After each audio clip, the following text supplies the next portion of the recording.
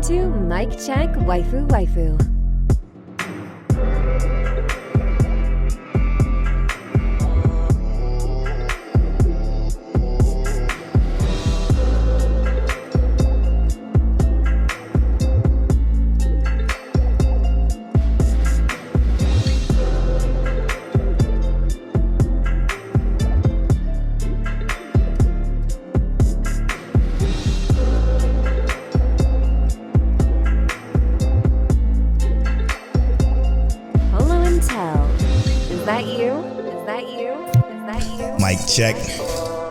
Mic check, waifu. Ma, tell him, is that you? Brolo, what's up, though? This is episode 243 of Mic Check Waifu. As always, brought to you by Patreon. Patreon.com/Mic Check Waifu is where you get early access to the video version of the podcast. It's where you get access to the conversational, Patreon exclusive podcast, The After Story. You get access to Take Talks, Mic Check Mangas, etc. All over on patreon.com/Mic Check Waifu. We couldn't do it without the Patreon producer. Shout out to the Patreon producer, Christian, the archivist, Rob from Dad Needs to Talk Podcast. Check out Dad Needs to Talk Podcast. Saphir, Gold, D. Dre, Ked the Pro from Khaotic Kulture, Explicitly, All for One Matt, Monique Williams, Nachi, Semi Sensei, Frozen, Rob Stone, T Money Fingers. Thank y'all so much for producing this and many other episodes of the podcast. We couldn't do it without y'all. Thank y'all so much for supporting us over on patreon.com/Mic Check Waifu. Mic Check Waifu is the anime podcast that's brought to you every Tuesday at 9:30 a.m. CT. We're over 240 episodes deep. We've been doing this for a very, very long time. Very consistent for about almost 6 years. Coming up on 6 years shortly. A long time. We're the seasonal anime podcast where we discuss seasonal anime. We give our takes on seasonal anime, and we get people either hipped or give them the conversation that lacks in this space. Obviously, you know, that's what we're here for. Tell, how you feeling? I'm great, bro. I'm excited. So my daughter's, my youngest daughter, her birthday is this week, so that's an exciting thing. And throughout this week, right, or I guess last week technically. So 2 weeks ago, our dog went missing. She got out. She came back though, right?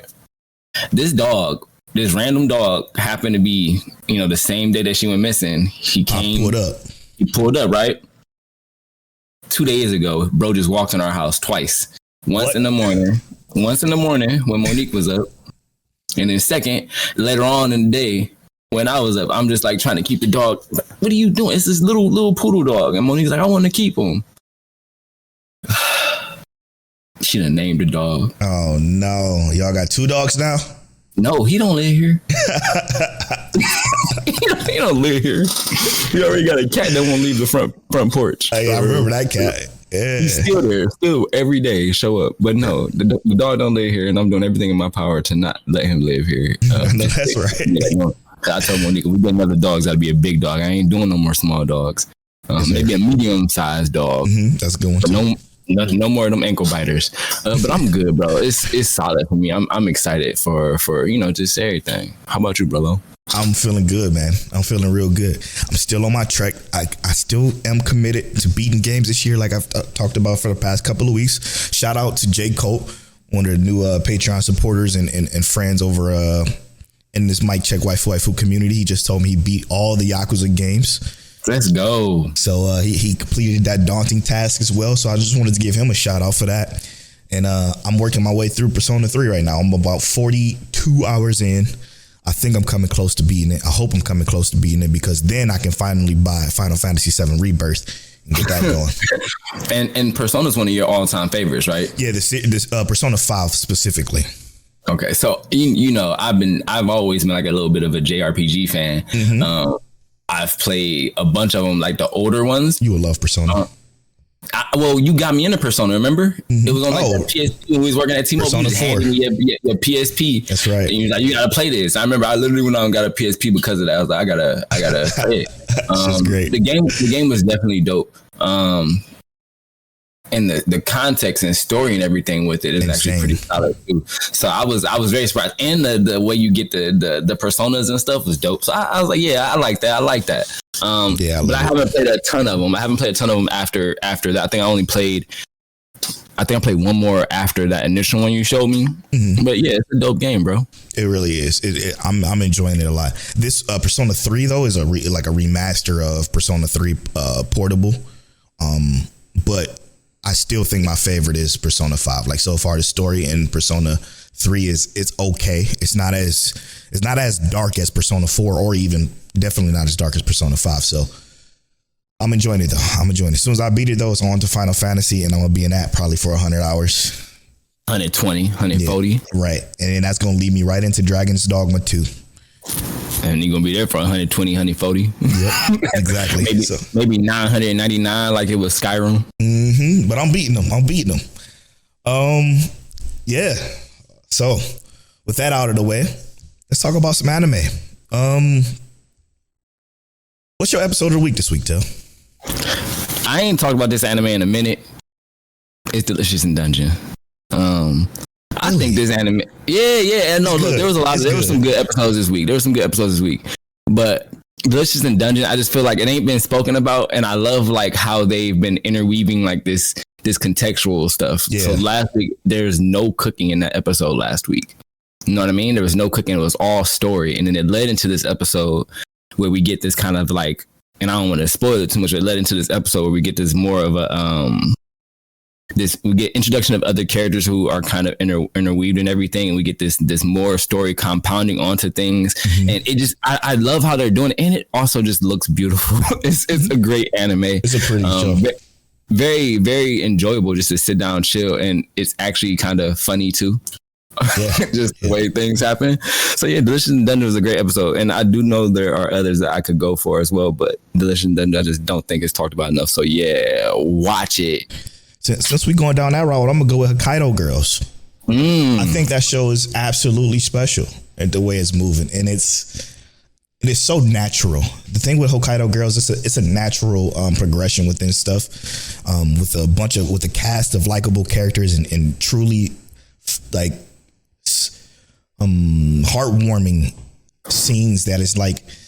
When you think of a typical either slice of life harem kind of style shows, you can kind of see it as soon as you close your eyes. If you hear slice of life harem, you kind of know exactly what it is. But this is so different from the typical of that genre that it's special. I find it truly special between the main MC and the side characters. Even like. The main character's parent, like her mom is dope. Like she's so dope. Yeah, she's mad dope. Yeah, it's a great cast. Even though I wanted to speak on Hokkaido Girls because I haven't talked about it in a long time, but Dangers in My Heart is probably still. So, hey yo, Buddy was mad jealous this episode. He was so jealous this episode. It's crazy. It was wild. It's a great show. Again, great character development. Okay, so I got a lot to talk about this week. Before I get into the main meat and potatoes of what I got to talk about, because what I got to talk about is actually a bunch of shows. It's a bunch of shows that I got to talk about that I went back and watched. Oh my goodness, what? Yeah. But before I do that, I got to say, the internet. Normally we don't talk on the internet or talk about the internet, but I got to speak up on it because my name personally was brought up. Shout out to Ked the Pro. I think he was featuring on another podcast. Forgive me, I don't know the name of their podcast. I haven't listened to it. To be fair, they haven't listened to us either, clearly. So this is no shots at them. But they were talking about Undead Unluck, and Ked the Pro mentioned how I am not a fan of it, and he said I would argue you down. I won't argue anybody down. I would just tell you what I think about a show. That's what I do. That's literally my job. Like, our job is to give you our opinions of the show, or that we want to talk about our personal taste. And everybody that listens to us know our personal taste. So everybody knows I don't like Undead Unluck, but wouldn't be here for any other reason. Exactly. But it was something that was said on it that kind of was like, that has to stop. We've been doing this for 6 years, and what was said was that I lack taste. Okay. That statement, and this is not just for me, this is for anybody that is using that term or that term is being used against. You guys got to stop that in this community, because this community is the way it is because of people like that. We got to stop doing the you lack taste thing. Everything is subjective. Just because you like something and I don't, I give my reasons why, you give your reasons why you like it. That's what we do. That's our job. Our job is to give you reasons for stuff. Okay. Right. It's not to, I don't ever try to argue with anybody. I don't ever try to convince anybody. I don't ever tell anybody somebody's taste is wrong. Well, my boy Rob J always say, temper expectations. That don't mean not have them. I have expectations. I've watched thousands of anime. Like, I swear, damn near 1,000 anime. So I'm going to give my take on it. And if I don't like it, I'm going to honestly tell you I don't like it. And I'm going to give you valuable, valid reasons why. And if you don't agree with that, you don't agree with that. So what's up?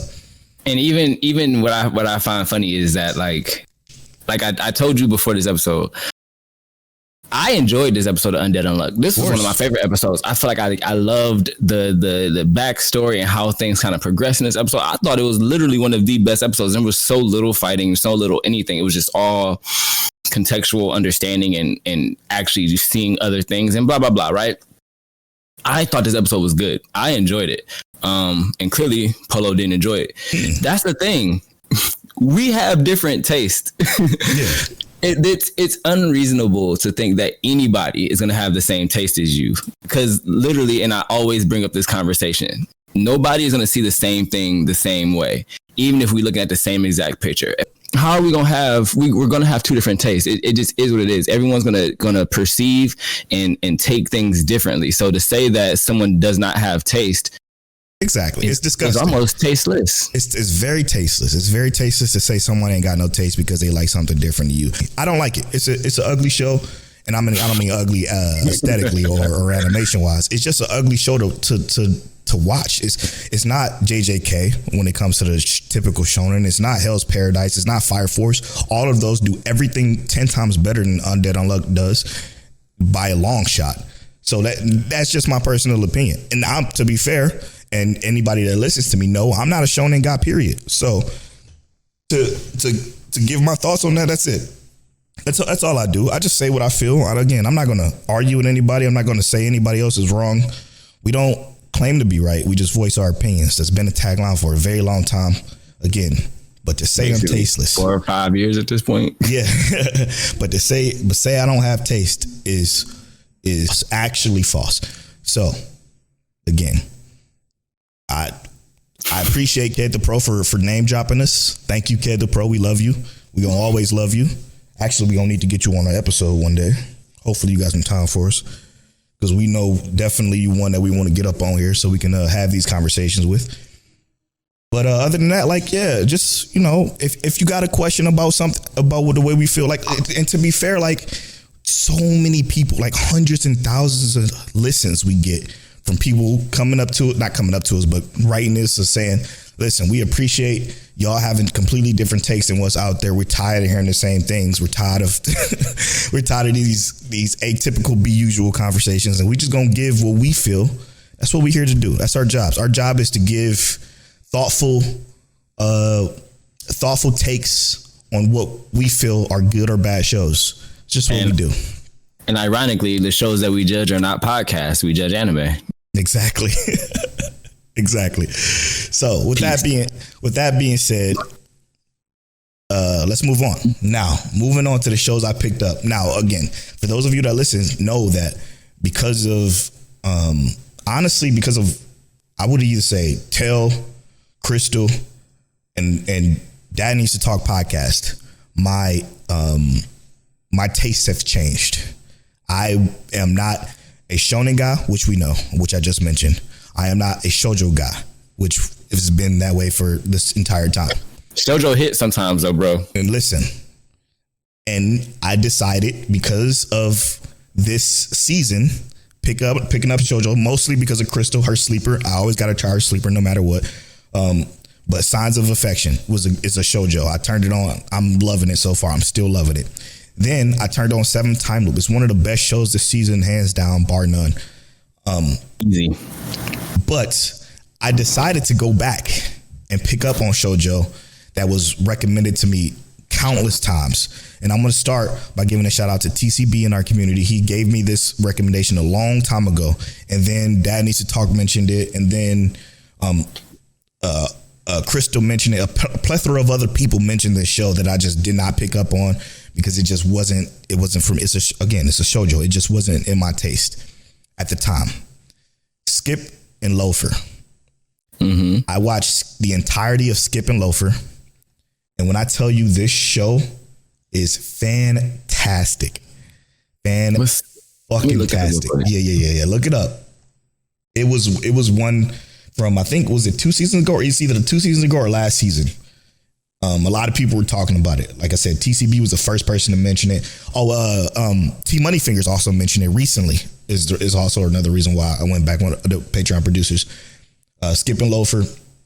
It's about a country girl that moves to Tokyo and basically lives out her life going to Tokyo, trying to graduate high school with the highest honors and join Tokyo U so she can become a government official eventually to lead people. But the story is extremely, extremely heartwarming. It's special. It's one of the best coming of age stories I've ever seen, honestly. So lovable. Everybody in this show is very, very lovable and likable. Even the ones that attempt to not be likable are likable because they have their reasons and their reasons are special. It's so the word I want to say to describe this show is dynamic.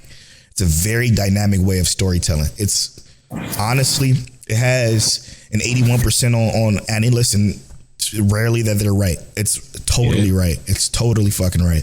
This show is special. Skip and Loafer is definitely special. Easily could be top 10 slice of life, to be honest. Very special show, man. Very, very special show. Now, before I'm gonna move on to the next show I watched because it was a bunch, dude. It was a bunch. Oh, okay, go ahead. I picked up not a bunch, but a lot of episodes for me, and I was just fucking on a bender the beginning of the week because the beginning of the week don't much come out, but I was on a fucking bender. Sugar Opera Fairytale, both course or both seasons. I watched it all. I watched it all. Ain't no way, bro. I watched it all. I should have checked what you. Now, hold up. You gotta watch my AniList, bro. Watch my AniList because I updated as I'm watching. I feel mad disrespected right now. But I watched, like I said, I watched both cores, and this is probably the least favorite one I watched out of the 3 that I watched. Yeah, but I didn't think it would be for you, but it's a good show. It's definitely a good show. It's not. Let me see. Where did Sugar Apple Fairytale at? Yeah, both seasons fall around 73 and 72% respectively on AniList. That's correct. Yeah, it's very much a 70 something. But again, what I didn't like about Sugar Apple Fairytale is everything always went wrong. It was constantly something going wrong. I'm like, oh, this is so fucking annoying. But like, you know what the trope is there is for 100%, the 100%. And but it's very like, again, endearing, man. It's a term I'm going to use a lot here. Endearing. This one was probably, like I said, the least favorite one out of the 3 I watched for sure. But I think the cast is very likable as well, except for the people you're supposed to hate. I still hate, what's his name, Jonas? I still hate Jonas, even though it was some redemption there, but I still hate him. I can't stand him. But I'm tripping right now. I liked it though. I did like it. I watched all of it and probably in 2 sittings. Because it's 2 cores, or AniList has it as 2 seasons, but it's just 2 cores, 24 episodes. Watched it all. It was cool. It was all right. And then probably my favorite, which is going to be Skip and Loafer. I know I spoke so highly of Skip and Loafer, and I stand by that. It's a great show. But it's something about this one that I watched. Raeleona ended up in the Duke's mansion. This one has a 74. AniList is wrong. This is high 80s for me personally. Because why? What was it called? Why Raeleona ended up at the Duke's mansion. This is when I tell you the synopsis, this is gonna blow your fucking mind. This anime is about a girl living in modern day.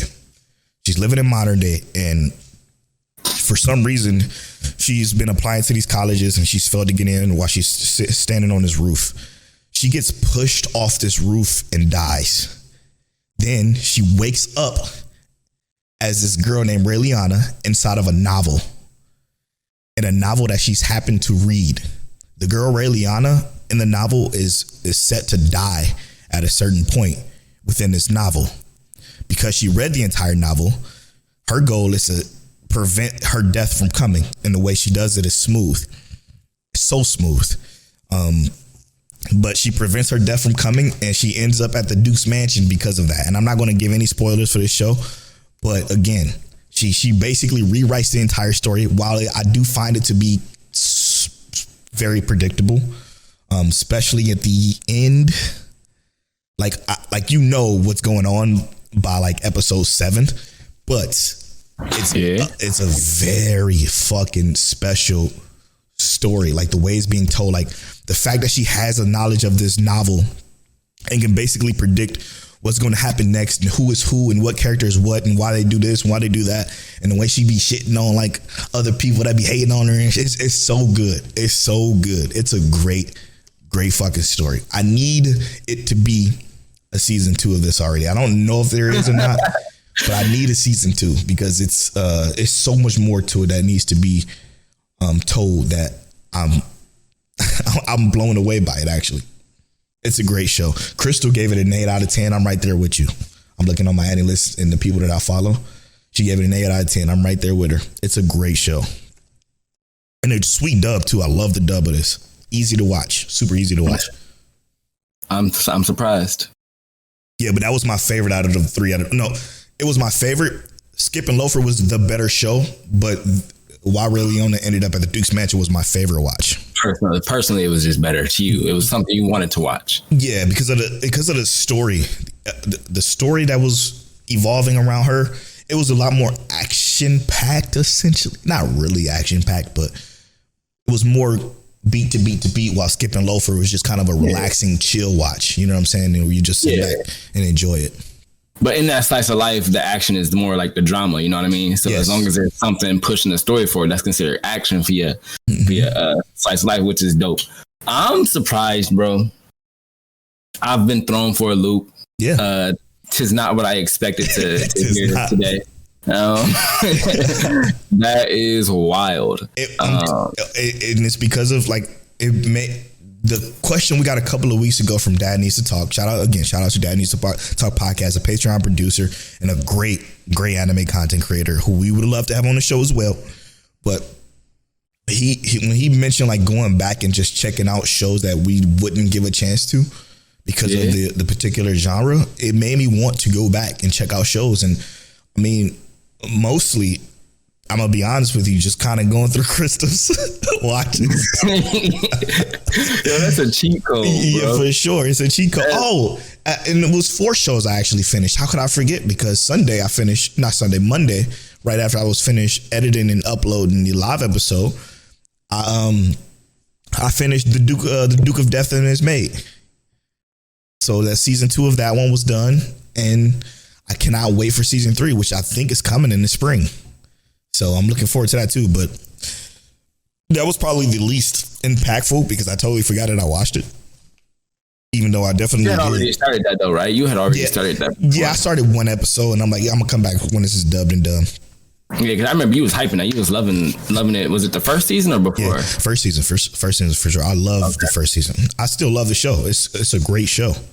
And we actually, the progress, man. I love when shows push progress for the overarching story within the worlds, man. It's so good. It's so good. I love that shit so much. I think it's ironic that you said that. Because there's a show I dropped. And it was just like, it's too much, bro. It's too much. So Chain Soldiers already was on the chopping block. It's something about that show. Yeah, bro. I know it's like scratching the itch for certain people. It's just not doing it for me. The show is like, it's funny. It's definitely funny, but there's something about it that I know what it is. It's not a tell show. But that's not the one I was thinking about. It's Tales of Wedding Rings. I am not enjoying that show, bro. Whoa, really? Yeah. Okay. I've been thinking that, like, I think ever since they got to the third wife. Yeah, I think as soon as he got to the third wife. Yeah, it was as soon as they got to the third wife, I was immediately like, I don't think I enjoy this show. Interesting. I don't think this show's me, and it's not because of her. It's just I feel like the formula is just so obvious, and it's just like, I can't do this week to week. So what I'm gonna do is both this Tales of Wedding Rings and Chain Soldiers. I'm gonna wait till they done, and I'm just gonna have to binge it, bro, because I cannot do it, man. I turned it this week's episode on, and it was like, yeah, I'm not watching this. I'm sorry.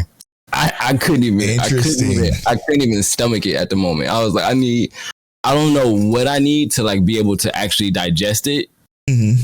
But right now, it's something about those two specifically that just not digestible. And I think Chain Soldier has more story, in my opinion.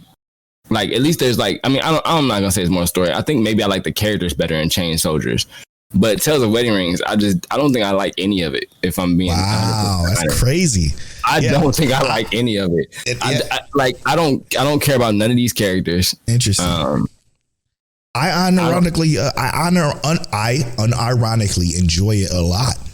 I know you do, right? And I know you do. And I'm not going to claim that it's great or good in any way, because I completely understand where you're coming from. It's a very acquired taste, if you will. And I'm trying though, you know what I mean? Like, I'm really trying. If you got this far, episode 7, episode 8, I was like, yeah, bro, all right. I gave it a fair shot. It's very simple. It's very simple, and it's not much to it, but it is, like I said, it's an acquired taste. I would say that Tales of Wedding Rings is much more annoying when it comes to just the MC. I think maybe that's why you feel the way you feel, because the MC is fucking so irritating. Like, bro, just do something, man. Just stop this ring around a rosy push and pull and like y'all have kissed, y'all have slept together, like not slept together as in sexually, but like slept in the same bed. Why are we still acting like we're nervous, bumbling idiot?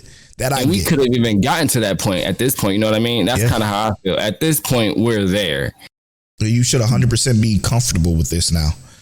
I completely understand that issue, because it's kind of taxing to be still going like this whole episode basically, and I guess slight spoilers was him will they won't they kind of thing, and it's very irritating. I would prefer them to push the King Abyss story further. I would rather them further push the Emperor and what he got going on, because the Emperor seems to be on some bullshit. Yeah. And then that's the most intriguing part. Yeah, and that is what it is. It's kind of like, even like some of the like the interactions with like the cursed what demons or whatever who are coming through. Mm-hmm. Like, I would like to even see more expanded on that a little bit more. I don't know, bro. It's just, I get it. I don't know. It's not hitting for me right now. So I'm trying though. So I'm gonna wait till it's done, and then I'm gonna just go ahead and blast through it. I'll be here to pick up the conversations, like, even though I always forget to talk about it during these episodes anyway. Did you ever catch up to The Weakest Tamer or Fluffy Paradise? Weakest Tamer I did catch up on. Fluffy Paradise, I think the first 2 episodes, and I haven't picked that one back up yet. Okay. But The Weakest Tamer, that got me immediately. I'm locked in on that one. How do you feel about it? Oh, I guess let me just say, I will say that I feel The Weakest Tamer is highly underrated, along with Fluffy Paradise as well, to be fair. So The Weakest Tamer, I'm gonna tell you what made me pick it up in the first place. I saw a tweet, because I've been trying to actually be on Twitter. I've been commenting, I've been actually tweeting. I've been getting there. But I saw a tweet and it was about it showed the girl from Weakest Tamer, and it showed the seal, the lion, tiger, panther thing, the Black Panther thing. Mm-hmm. It showed that, and it said basically Sela is her name. The tiger. Sela, but it gave them the ranks. It said, oh, this is really like a SS, or this is really like a S rank kind of thing. And it's like, okay, well, cool, whatever. And I was like, I keep forgetting to watch that. So I went back and watched it because I meant to watch it that time. So that's when I went back and actually watched it. But it's literally, after watching that first episode, I was definitely like in, because that MC, the past life and how they communicate, that is so interesting and intriguing, because it's just that ding, that sharp piercing sound. I love that. Yeah, it's kind of like just dope. And then it's the interaction, just like, yo, she's literally a money farmer, like farms mad money from just like being a good person. it's like just out here just reporting crimes and not being messed up or shady. And it's like, I like that in this character. And it really is one of those things that's kind of like, I haven't seen anything that felt like this show is going to be, because I have had those moments where I felt like, okay, there might be some action that comes up and I'm gonna see something different. But when I don't get those action moments and it's just like a calm episode, I actually don't feel like something went wrong. You know what I mean? Like, you know how sometimes you're expecting some action, you're expecting some heat, and you're like, I ain't get it. So now you feel blue balled almost, in a sense. But I don't feel that way with this. I literally just enjoy the fact that it's just kind of calm and chill. And when things happen, it's more about like, I guess, getting to a resolution of it. That's not necessarily always got to be this big grandiose battle or fight or whatever. But it actually has been thoroughly enjoyable. I love the breadcrumbs they dropped with the fortune teller and her telling her future. And if, take your journey here. And when you get there, learn to trust, learn to open up, especially in this most recent episode. I fucking love the people who is forming around her. And it's making it easily digestible every single week, man. It's one of my favorite week to week watches. And one of the best things I think about when you just said that, right?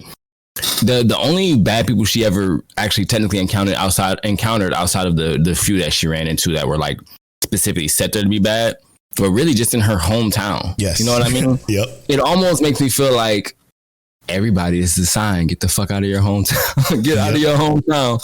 Go somewhere else where nobody knows you and those people just love you just because they've never known you. You know what I mean? Yep. I'm not saying that's the case scenario specifically for everybody, but I'm just saying sometimes you just surrounded by people who hate you and you just need to get outside, bro. And this anime feels like that incarnated. You know what I mean?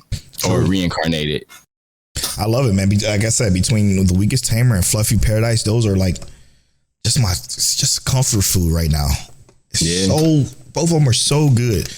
Fluffy Paradise surrounds itself again with another cast of characters is great, but I think the MC is what carries that entire thing. She is adorable in a way that is heartwarming and fun and sweet and just I love it. I love it.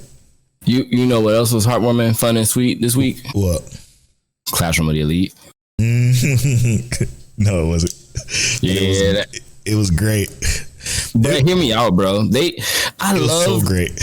Yeah, I love the I love how they just do this, man.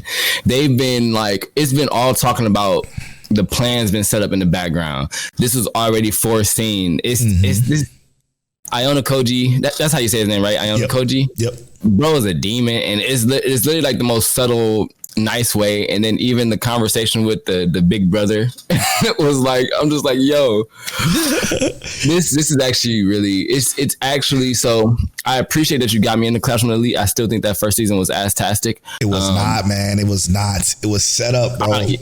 Nah, bro. I don't agree with that first season. I can see the setup there, though. But the second and third seasons have been très magnifique. That's crazy. Unbelievable, man. Unbelievable shows this winter season. I do believe soon-ish we have to start talking about spring. Yeah, we're almost there. Holy shit, it's going to be a lot in spring. Okay. So most of everything is going in April. We have to do. I'm just checking the calendar real quick to see where we have to go as far as our spring preview. Spring starts on the 22nd of March, right? If I'm not mistaken. So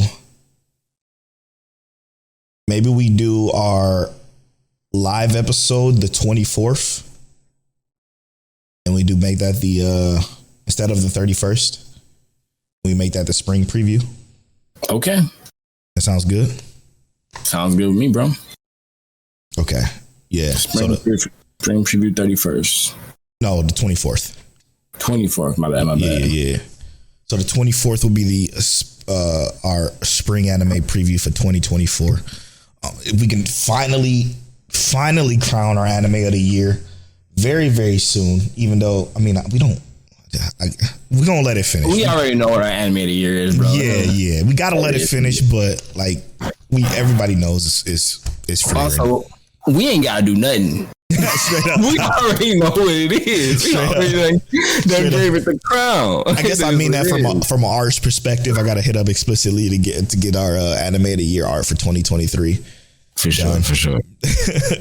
Because everybody knows what it is. It's easy. It's Cap. Speaking of that, I guess for those of you who are new to our podcast and know how we do things, don't know how we do things yet completely, the Crunchyroll Anime Awards was dropped, and I know maybe you're expecting us to have takes on that, but to be honest, we do not care.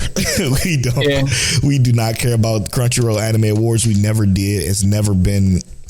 We tried to care, but it just ended up being us kind of like, we know what this is. It's a popularity contest that we just disagree with, like every rating. Every single one of them we disagree with. So we don't bother with the Crunchyroll Anime Awards. You can enjoy that conversation on the internet with the rest of the people, but we won't even talk about it. Like, it's too many calories to even talk about, to discuss with anybody. It's dumb. It's always dumb. And Meg Thee Stallion had some really cool $1 Million cosplays, I guess. Which they was definitely fire. Fire as hell.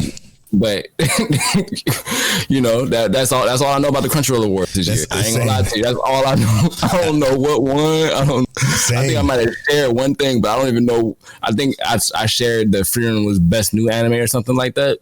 Yeah. But it should have been anime of the year. I don't even know if it won anime of the year or not. But I'm whatever, bro. I think it was cool. Crunchyroll Awards, they did their thing. I think it was fine. I don't know. I don't know. I don't really care. It's not a conversation for us to have because we have so much other shit to talk about that I promise you we got it's the Crunchyroll Anime Awards are great for the clip podcast, right? For the podcasters that drop clips, right? It's the let me not drop no names, but the ones that only talk about Naruto all the fucking time, or One Piece, or Dragon Ball, those podcasts that the clip podcasts that drop TikTok clips, that drop TikTok clips about the most basic anime, like the Crunchyroll Anime Awards. We leave those to those podcasters. They can have that. We don't need it. We don't want it. We never will be those the clip podcast that just kind of hit you with a question. Who do you think gonna win? Tell One Punch Man or Goku? They trying to get the clicks. That interaction is just not. It's not for us. So it's not for us. It's not gonna sustain us in terms of longevity. We've got here by the way we got here by doing what we do, not doing what they do. Oh my goodness. Anyway, so what we spoiling this week? We can a lot go. Of good stuff. Let's talk. Well, I wish you could watch bottom tier characters because I would love to fucking talk about that with you. I have it. Please, because I know it's once you got to watch basically two seasons now. I can watch a season in no time, especially because this week I'm basically doing nothing because my daughter's birthday this week, so we're doing stuff all week. That's and I have one day at the actual physical job. Other than that, it's Please let me get some bottom tier character conversation with Tell, please. Oh my goodness. Let's talk about solo leveling. Okay, yes. We can talk about Frieren, because Frieren has some heat in there. And we can talk about anything else but Ninja Kamui. So we can do Hey, you notice I ain't throw no hands. It was real quiet on the internet.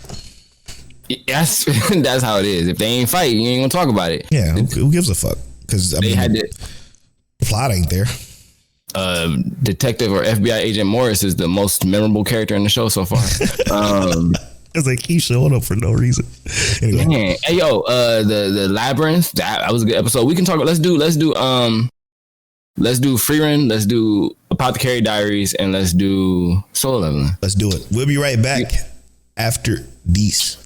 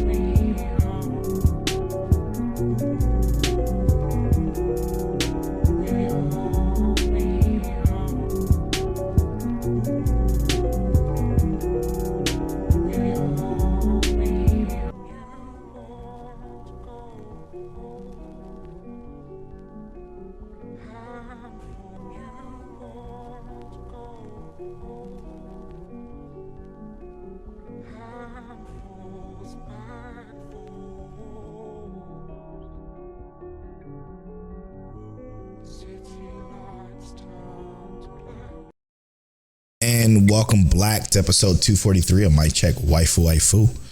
As always, this is the spoiler half of the show. So if you're not caught up on Frieren, Apothecary Diaries, and solo leveling, make sure you come back when you're caught up on those most recent episodes. The first show we're going to spoil is what, Tel? Frieren, episode 25. Episode 25 of Frieren. Like Saphir said in Discord, it's going to be a dark days when Frieren and Apothecary Diaries are over. Very, very dark days. And you know what? Don't hear me out. It don't have to be dark. And I'm going to tell you why. I'm going to tell you exactly why. I'm going to go back and rewatch it dubbed. I like that. Because it's been too good for me not to. I ain't going to hold you. I fucking love that. I'm going to go back and watch it dubbed. I love that so much. So, Frieren episode 25. We got to the part where we were both wrong on our gut checks last week. They did not use the mimic idea. But hear me out. because I feel like I did say this, that if they did not use the mimic idea, whatever they substituted with would be essentially, it would make sense. And to me, ideally, it was a genius way of doing this. Yeah, because then we figure out what their plan was to try to get rid of this Frieren the duplicate Frieren, I should say. What's great about it though is how happy Frieren was the entire time with finding ways to kill herself, basically. Yeah, I thought that was so intriguing, man. It was so like, wow, that I'm like, I just love her character so much. Well, and what made it so intriguing was that, like, it's more like she's got this life, right? And you think about the lifespan of this elf that's thousands of years old, right? They basically have all the time in the world. Mm-hmm. But what makes it so interesting is that she's basically training the mage who would be able to defeat her. Which realistically, let's also take into account. We don't know the full scope of things that Frieren can do. You know what I mean?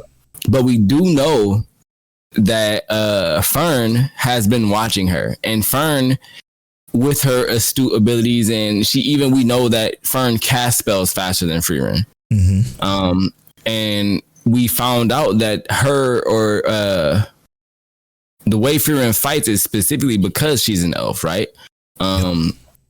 It is the Zoltrak spell is like still relatively new to them. They're like, this is a new spell, so I still gotta master this and learn this. The humans, they grew up with this is what they were born with. Right. So it's like, she's like, okay, well, we only had this for 5 minutes, but it's like, this is all I've known, so it's easy for them. That's why she casts it so fast. And it's like it contextually makes so much sense, and in terms of lore and everything, it just makes so much sense. The show, they handle this world so well. Yeah, the fact that Fern points out the fact that Frieren stops detecting mana when she's casting a spell is the most intriguing shit, because we never saw that or thought about that or even knew that was even a thing. So for that to come up, only she would know that, right? Like, mm-hmm. She would be the only person that know that, and the fact that that's what the answer is, and Frieren was like, it's so embarrassing. She was just so cute. She was just it's a little embarrassing why she wouldn't say her one weakness is, and that being her one weakness is to me still crazy. And it's wild though, because like you said, or like we said, she's thousands of years old. You know what I mean? We don't know exactly how old, but she's old. You know what I mean? Yeah. This would be something that she has always known is a defect of hers, and she's not able to fix it. You know what I mean? So it is truly a weakness of hers, regardless of her being caught inside of a mimic or not. That is a pretty huge defect, because that's something they were saying amateur mages know how to do. Yeah, exactly. Amateur mages learn that, okay, I can't drop my mana detection when I'm casting a spell. Frieren just like, it's not something I've been able to master. Yeah. It's crazy considering you've literally mastered everything else. and going into that, the fight between those two was so fucking cool, between the two Frierens. Oh, yeah. Because it was just like, they were just mimicking each other. And it got to that one point where she was about to cast that spell to put the final blow to our Frieren, and then Frieren moves out the way, and then Fern, like at the very end, Fern drops the Zotac spell at her. Was brilliant. As fast as she possibly could too, with all of her mana. It was so beautiful. It was so beautifully done. This is by far the best fantasy show ever created. And it is. It actually is though. But also, can I tell you how they demonstrated one of her strongest, like her strong suit there? Mm-hmm. Her strong suit is foresight. Her strong suit is experience. Mm-hmm. It's not every single spell in the world that she knows. Yep. It's the fact that she already knew, okay, Fern is going to take advantage of the fact that, boom, I don't detect mana when I cast spells. Where is Fern going to be at? She didn't know where Fern was. She just decided, I have to move out of the way at this time. This is the setup. Yep. And throughout the entirety of this show, that's what Frieren has shown us, foresight. Yep. When it came to Shine, when it came to the warrior, what's his name, red dude, and him fighting the dragon. Fern knew that he was gonna have to kill the dragon. She knew he was gonna be able to kill the dragon. 100%. When it came to them being stuck in the woods and they were all getting put to sleep, Fern said, "Just call me to get the kill shot." Mm-hmm. It's all been foresight for her, or not Fern, but Frieren has always been about foresight. It's always been about, she's had experiences. She knows what to do. Just wake me up in this moment. Just do this in this moment. I know it, right? Yeah. And even here, when it comes to defeating herself, it wasn't about specifically her weakness. That wasn't the only thing. It was also displaying her foresight and her actual strong suit. Well said. All the thousands of spells she may know isn't how strong she is. It's about her preparation. And that's what she has been doing her entire life, is preparing. That's what makes it so good, is that she's always been prepared this entire show. Yep. And even to go back to the conversation between her and, I would probably consider one of the first mages, right? Well, I don't know the chick's name. I forgot her name, but the mage that trained her master, basically. Flam? Yeah. No, Flam was her master. It's the elf that trained her. Yeah. I forget her name, but when she delivered the will, and again, Frieren used that foresight that you just mentioned, it was to say that my master knew you were going to say this, but and then she told her, like, we are already at that age where other mages are going to start to learn. And then all those puzzle pieces kind of fall together as to why humans are now using magic. Frieren was a part of the fucking reason why that magic is being developed throughout the world for anybody that's capable of doing magic can use. And that's Siri, the holder of all spells. Okay, yeah, there it is. Siri, the holder of all spells. And then that in turns transitions to the fact that this world and all the mages that know this magic has her to think, but with that foresight shows that it's going to be a human that killer. is what's her name again? Fern?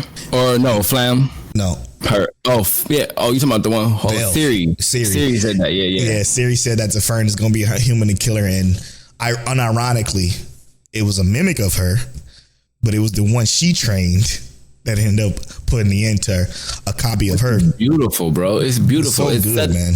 It's good, great storytelling, by the way. It's perfect, literally perfect. Wait, so one of the things that I'm thinking about is, and I know it's kind of, I guess we're at the gut check point for this because we explained basically the whole episode.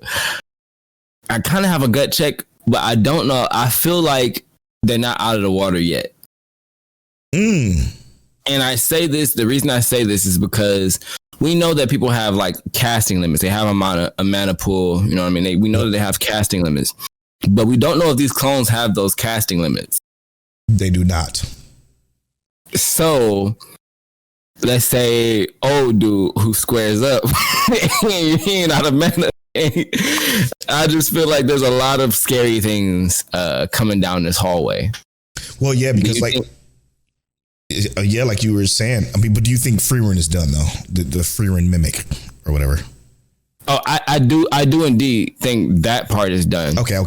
So you're saying the other mimics from within the dungeon isn't? Yeah, and I think that the explanation for it is what makes it so scary, because they talked about the expedition parties that had to escape, and all of those mimics are still there. Mm-hmm. And then you got all the mimics of the people who entered this time, and including the ones who left. Those mimics are still there. Okay, so but correct me if I'm wrong.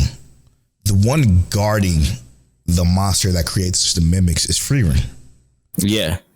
So when they beat Frieren, they can open that door, destroy the person the thing creating it, which they said will be relatively easy because it's just a weak monster. Yeah, but the spell guarding or locking the door is strong, which Frieren, I'm pretty sure, can do that. Yeah. But I think that what I was thinking is that they're still gonna have to fend things off, right? Because wait. Okay, so hear me out first. Frieren is guarding that door. They kill Frieren. The door is unlocked. You can unlock it. Let's call it unlocked after that. You think there's more to go before you get to the monster, or is the monster behind that door? I do think the monster is right behind the door, but I don't think it's gonna be that easy. I think the spell is gonna they're gonna have like Frieren's gonna have like a casting time for the spell to remove whatever is keeping the door locked. Mm-hmm.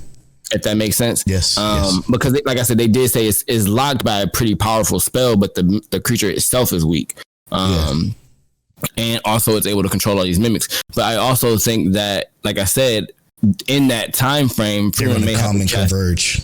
Yeah, and it's going to be all of those mimics, the ones that were there beforehand, the ones that got there today.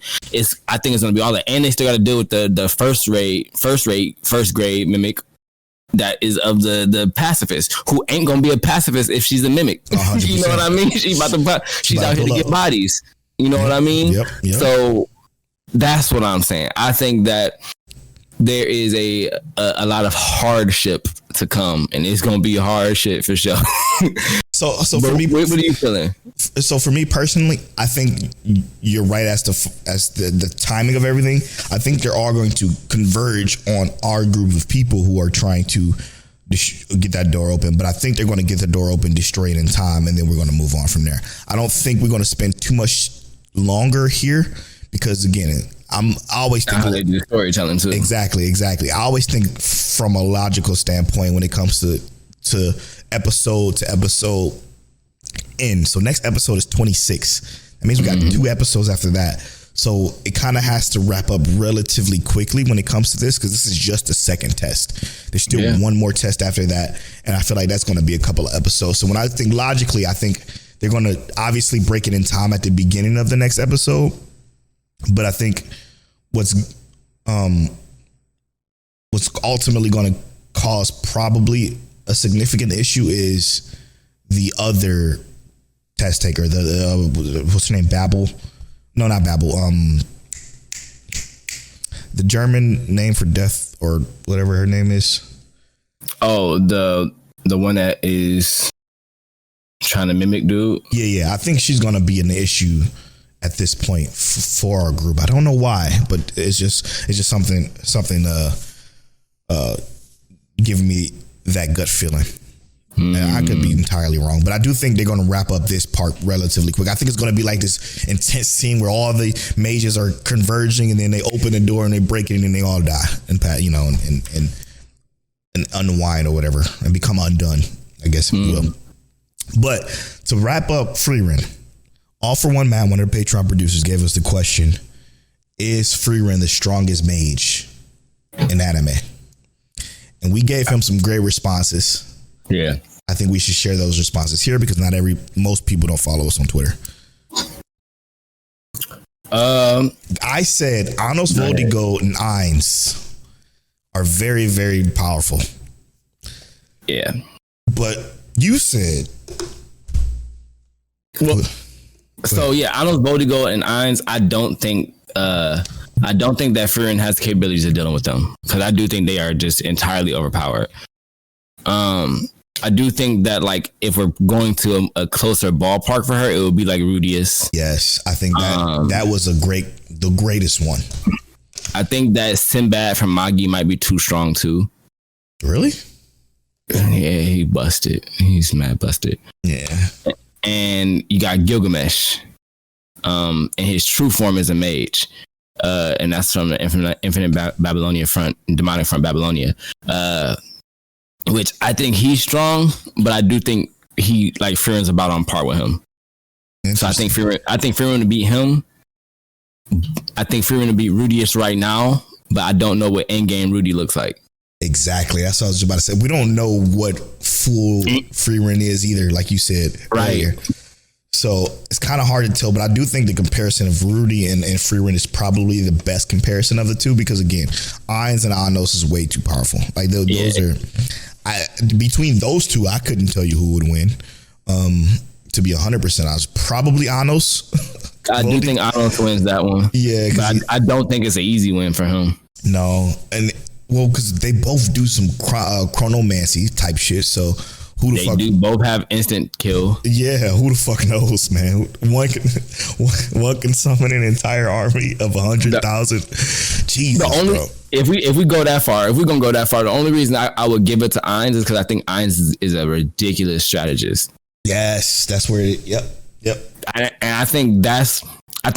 I don't think Anos Voldigoat is like stupid by any means. Yeah, I was about to say, but is Anos not a strategist as well? I'm not saying that he's not, but I feel like the stuff that Ainz pulls off on accident sometimes be like, come on, bro. You thought about that 2 years in advance. You had to. You've been planning that one move for 2 years. You had to. Because ain't no way you just did that. That's true. Man, what a tough conversation to have. We don't normally have those versus conversations, but that's a good one. All for one, man. I'll give you that one. That's a really good one. Because and then what counts as a mage? Yeah, because sorcerers are technically mages, but are they mages? Does Rimuru count as a mage too? Like, and that's the thing, is that I was thinking the same thing, because I think if Rimuru counts as a mage, that's another one that I just think is a little overpowered. Yeah. It's like, come on, bro. Because I literally was thinking the same thing, but it's like, yeah, he cast mage spells, but he also fights, fisticuffs. He throw them hands and he throws swords and shit. Sometimes I don't know. I don't know. It's a tough conversation to have, but thank you all for one, man, for that question. That was real good. Now, moving on. What was next? Solo Leveling, episode 8. Episode 8 of Solo Leveling. Now, I said it on Twitter, and I know a lot of people are not going to agree with this, and guess what? That's okay. It is very much okay. Including the infamous didn't agree with us. We ain't heard from him in a minute. What he said, he ain't like this episode? Yeah, so I'm going to read exactly what he said, actually, when I found it. Because I said, for context, I said the guild / world and side character building that wasn't in the manhwa of Solo Leveling this week was fire. I know that most only expecting hands are upset. I get that because it's only 12 episodes, but it was well done. It was good to see other people get growth. And then infamous Bad Man says, my gripe is that it felt like last week episode instead of just doing a funky ass recap. Instead of doing a funky ass recap, you could do that episode. You could do this episode, and then the next episode could have been amazing.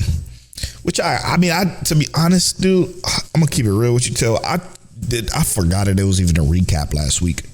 That I didn't watch Solo Leveling. I forgot. Oh, the 7.5. Yeah, I did not watch that shit. Me either. And did you realize that you didn't watch it? No, I did. Yeah, you feel like you forgot something? I knew I didn't watch it because I was salty that they did a 7.5. Yeah. Was I salty? I was salty when I saw that the announcement of it, but I really didn't think about it all week, I guess.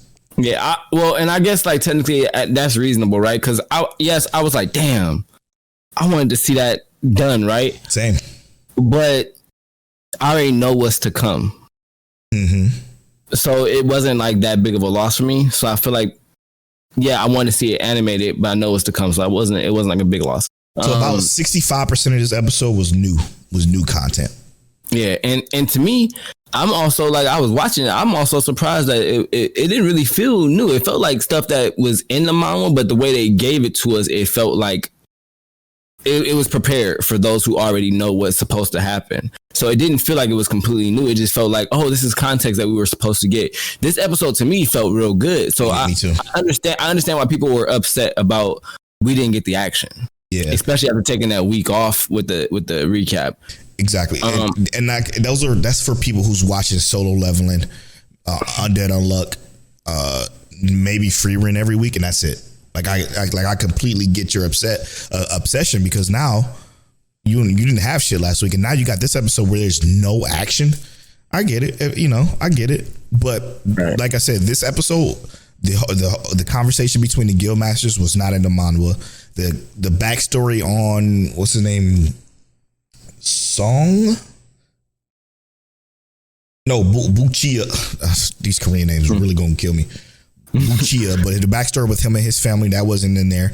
The recruitment of them trying to get our girl wasn't in there. Of Hyen Cha, them trying to get her, that wasn't in there. And then that whole context of them talking about what happened on that island. What I've noticed about this particular show was how they doing the island.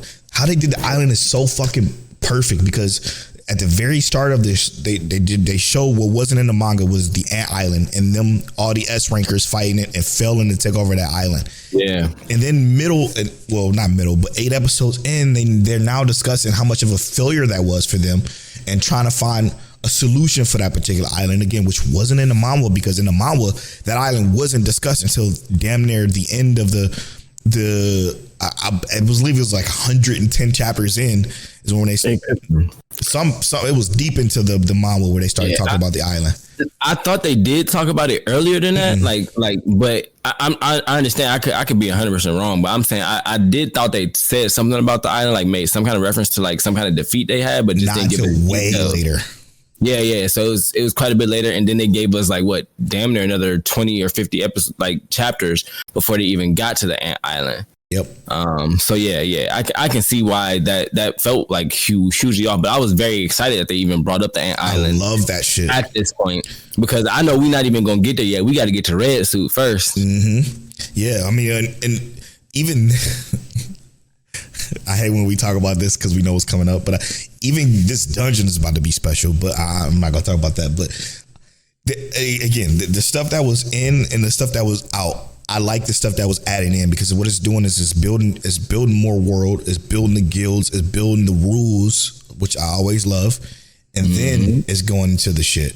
Because when it goes into the shit, it goes into the shit. But I completely understand why people are upset about this particular episode not being much of anything, like, because it wasn't for the ones who come here for what they come here for. I guess, I don't know.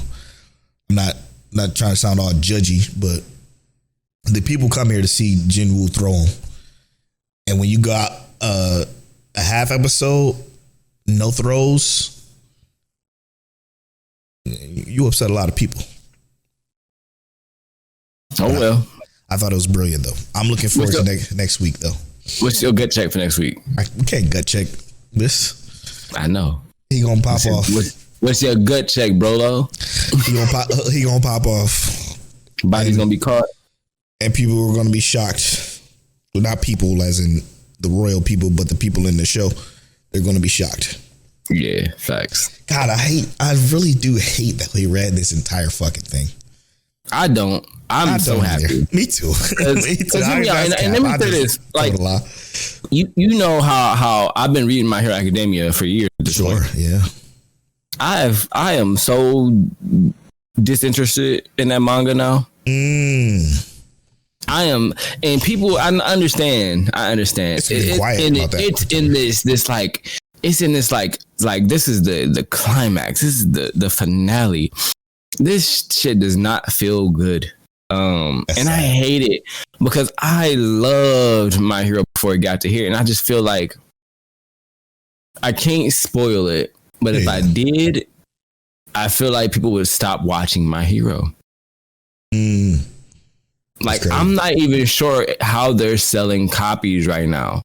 And it could be me. I could be just being too harsh on it because it's a shonen, and I'm like, power of friendship ass rules at the end of the anime is garbage. But it's just like, yeah, bro. One of these days, I'm gonna do a mic check manga spoiler talk on My Hero manga, because oh my God, I'm so disappointed. They don't need it. Season 7. No, they need your content for it. Season 7 is in spring, by the way.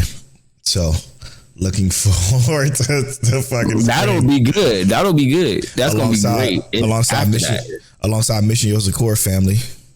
Hey, that's going to be heat. Oh, that's going to be so good. Jesus, bro. How do we get here? What, 5, 6, almost 6 years later?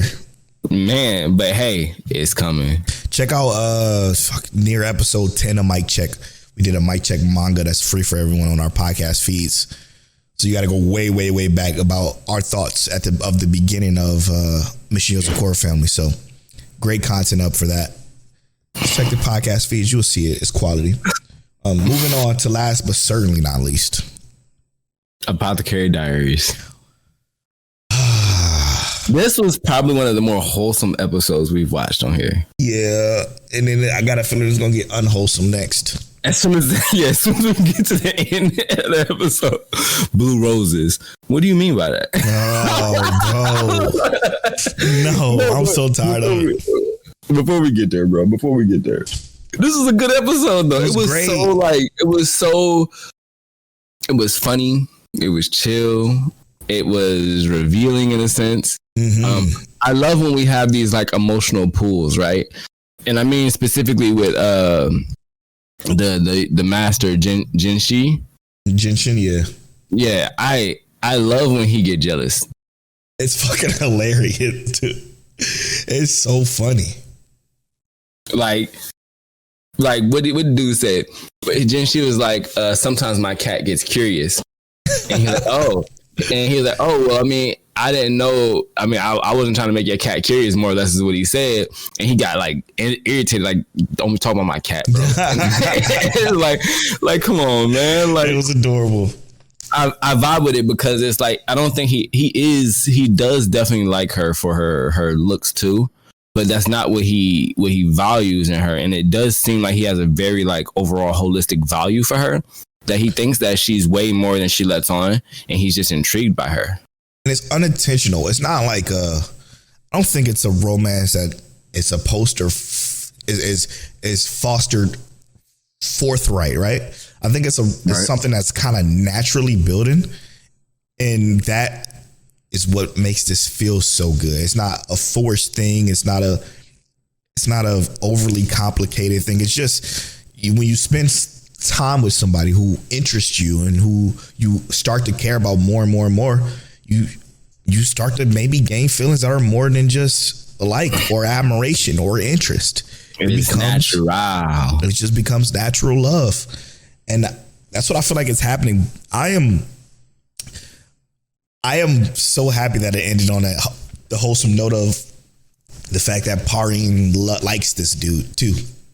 Yeah, and that's beautiful because, you know, so we're getting this whole, we're getting this whole breakdown of him, like, well, so also the test, more or less, that he had to do with Jinshin, where it was like, he didn't necessarily have to do a test, but it was a test more so when he said, I can give you $20,000, 20,000 silver right now, and you can buy her and you'll be good. Yeah. And bro was like, doing it with another man's money don't feel right. That don't feel like what I should be doing. And that's a fact, man. That's your woman, right? Like, you know what she do for a living. You know what it is. She on OnlyFans back in the Shogun era. It's the Shogun era OnlyFans. And I don't judge, you know, that's your life. But you feel me? She like, he like, I want her. What you gotta do? Buy her out. And the thing is that I thought it was really interesting because I thought the buyout process more or less was gonna be based on the old lady, what the old lady wanted, right? Yeah. But it's not. And I love that it's in the hands of that girl, so she can say, "Yeah, bro, you came with 5,000. I will happily leave with you because I already liked you anyway, and you saved up 5,000. So clearly you have some devotion to me to save up 5,000 silver. That means we good." And I enjoyed that. I enjoyed it, bro. It was just like, it was so wholesome. It was such a good, like, it gave us just so much from a character that I wasn't expecting to get all that from. You know what I mean? 100%. It's hard, and I say this all the time. There is no excuse for shows not to give great character development to characters that you either don't know yet. It could be one episode. It could be 2 episodes. It could be a half of an episode in Frieren's case, but there's no excuse for poor character development and poor world building in 2024. There's no excuse. Not anymore. Again, I said it once, I'm going to say it again. Rob says temper expectations. He don't say don't have them. So these 2 shows in particular, Frieren and Apothecary Diaries, are the reason why I have expectations set, because there's no excuse anymore. There's no, and I feel the same way.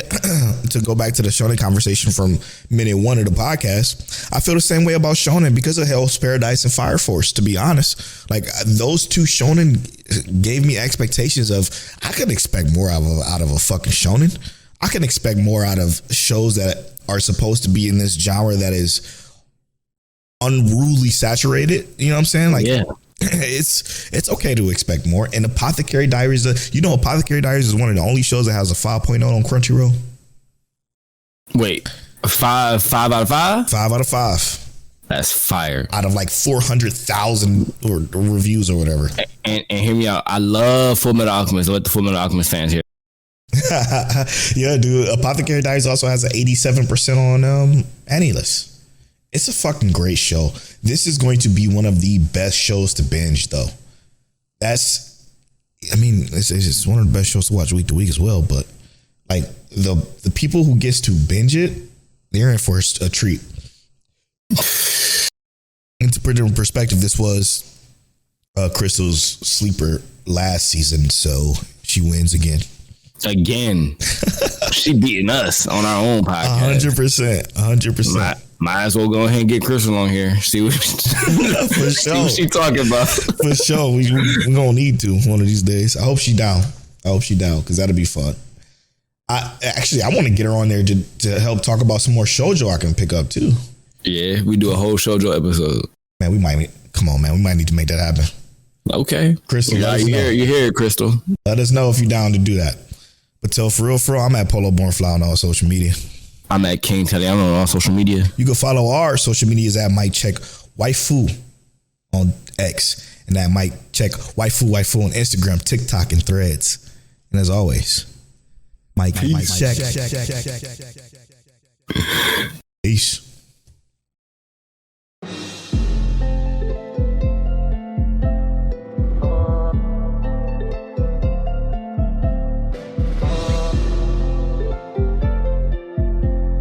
You're now tuned into Mike Check Waifu.